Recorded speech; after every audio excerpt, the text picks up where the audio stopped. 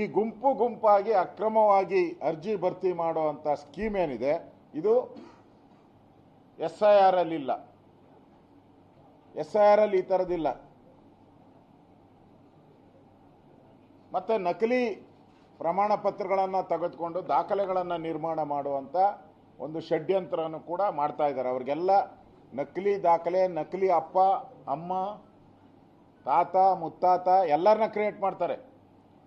ಅವರಿಗಾಗಲೇ West Bengal, Assam ಅಲ್ಲಿನ Aadhaar card ಇವೆಲ್ಲ ತಗೊಂಡು ಬಂದು ಇಲ್ಲಿ ತೋರಿಸ್ತಾ ಇದ್ದಾರೆ. ಈಗ ಅಲ್ಲಿನ ಸರ್ಕಾರ ಹಿಂದೆ ಇತ್ತು, ಅವರು ಒಪ್ಕೊಂಡಿದ್ರು. ಆದರೆ ಈಗ ಸರ್ಕಾರ, ಅಲ್ಲಿರೋ ಸರ್ಕಾರ, ಎರಡೂ ಸರ್ಕಾರಗಳು ಅವರು ನಕಲಿ ಅಂತ ಹೇಳ್ತಾ ಇದ್ದಾರೆ. ಅವರು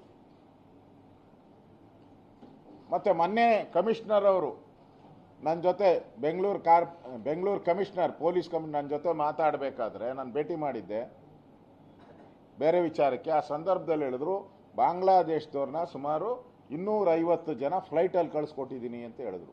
ನಾನು ಹೇಳ್ತಾ ಇದ್ದು ರೀಸೆಂಟಾಗಿ 4 months ಬ್ಯಾಕ್ ಫ್ಲೈಟಲ್ಲಿ ಕಳಿಸ್ಕೊಟ್ಟಿದ್ದೀನಿ. ಕರ್ನಾಟಕ ಸರ್ಕಾರಕ್ಕೆ 65 ಲಕ್ಷ ರೂಪಾಯಿ ಖರ್ಚಾಗಿದೆ. Official, this is official document.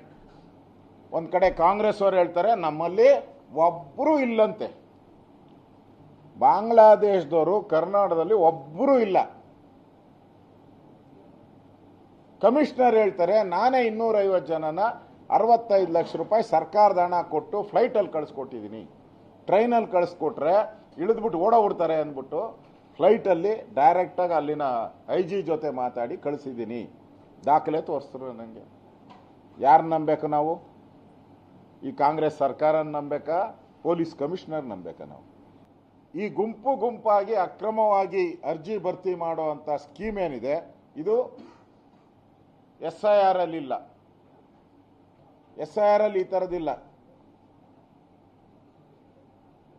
ಮತ್ತೆ ನಕಲಿ ಪ್ರಮಾಣ ಪತ್ರಗಳನ್ನು ತೆಗೆದುಕೊಂಡು ದಾಖಲೆಗಳನ್ನು ನಿರ್ಮಾಣ ಮಾಡುವಂಥ ಒಂದು ಷಡ್ಯಂತ್ರವನ್ನು ಕೂಡ ಮಾಡ್ತಾ ಇದ್ದಾರೆ. ಅವರಿಗೆಲ್ಲ ನಕಲಿ ದಾಖಲೆ, ನಕಲಿ ಅಪ್ಪ ಅಮ್ಮ ತಾತ ಮುತ್ತಾತ ಎಲ್ಲರನ್ನ ಕ್ರಿಯೇಟ್ ಮಾಡ್ತಾರೆ.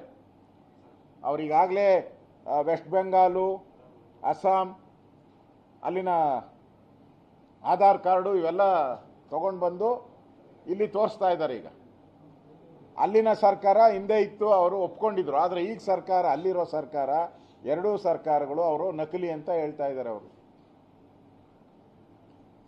ಮತ್ತೆ ಮೊನ್ನೆ ಕಮಿಷನರ್ ಅವರು ನನ್ನ ಜೊತೆ ಬೆಂಗಳೂರು ಕಮಿಷನರ್ ಪೊಲೀಸ್ ನನ್ನ ಜೊತೆ ಮಾತಾಡಬೇಕಾದ್ರೆ ನಾನು ಭೇಟಿ ಮಾಡಿದ್ದೆ ಬೇರೆ ವಿಚಾರಕ್ಕೆ. ಆ ಸಂದರ್ಭದಲ್ಲಿ ಹೇಳಿದ್ರು, ಬಾಂಗ್ಲಾದೇಶದವ್ರನ್ನ ಸುಮಾರು 250 ಜನ ಫ್ಲೈಟಲ್ಲಿ ಕಳಿಸ್ಕೊಟ್ಟಿದ್ದೀನಿ ಅಂತ ಹೇಳಿದ್ರು. ನಾನು ಹೇಳ್ತಾ ಇದ್ದು ರೀಸೆಂಟಾಗಿ 4 months ಬ್ಯಾಕ್ ಫ್ಲೈಟಲ್ಲಿ ಕಳಿಸ್ಕೊಟ್ಟಿದ್ದೀನಿ. ಕರ್ನಾಟಕ ಸರ್ಕಾರಕ್ಕೆ 65 ಲಕ್ಷ ರೂಪಾಯಿ ಖರ್ಚಾಗಿದೆ. Official, this is official document. ಒಂದು ಕಡೆ ಕಾಂಗ್ರೆಸ್ ಅವರು ಹೇಳ್ತಾರೆ ನಮ್ಮಲ್ಲಿ ಒಬ್ಬರೂ ಇಲ್ಲಂತೆ. ಬಾಂಗ್ಲಾದೇಶದವರು ಕರ್ನಾಟಕದಲ್ಲಿ ಒಬ್ಬರೂ ಇಲ್ಲ. ಕಮಿಷನರ್ ಹೇಳ್ತಾರೆ ನಾನೇ 250 ಜನನ 65 ಲಕ್ಷ ರೂಪಾಯಿ ಸರ್ಕಾರದ ಹಣ ಕೊಟ್ಟು ಫ್ಲೈಟಲ್ಲಿ ಕಳಿಸ್ಕೊಟ್ಟಿದ್ದೀನಿ. ಟ್ರೈನಲ್ಲಿ ಕಳಿಸ್ಕೊಟ್ರೆ ಇಳಿದ್ಬಿಟ್ಟು ಓಡೋಗ್ಬಿಡ್ತಾರೆ ಅಂದ್ಬಿಟ್ಟು ಫ್ಲೈಟಲ್ಲಿ ಡೈರೆಕ್ಟಾಗಿ ಅಲ್ಲಿನ IG ಜೊತೆ ಮಾತಾಡಿ ಕಳಿಸಿದ್ದೀನಿ. ದಾಖಲೆ ತೋರಿಸಿದ್ರು ನನಗೆ. ಯಾರನ್ನ ನಂಬೇಕು ನಾವು?